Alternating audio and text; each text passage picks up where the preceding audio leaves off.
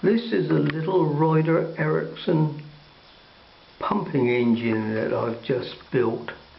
These engines have always been very popular with model engine makers, and casting kits are available in 1 inch, 2 inch and 3 inch model sizes.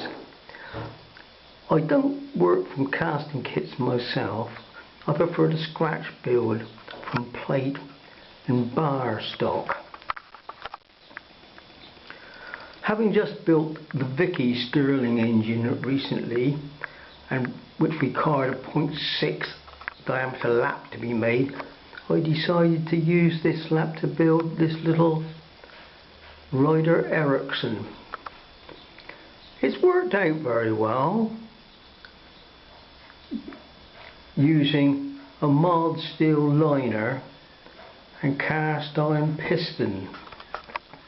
A lot of people like to use graphite pistons in alloy cylinders or brass, but I prefer more traditional materials. By scaling it down to 0.6,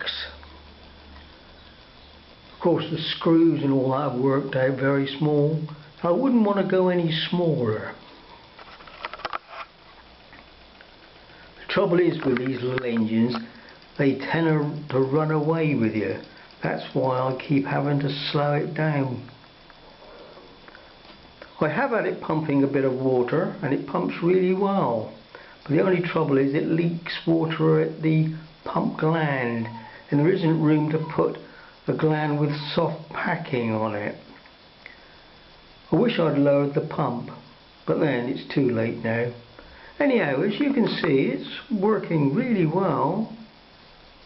I'm well pleased with it. But I don't think I would try and build anything smaller. I think this is my limit.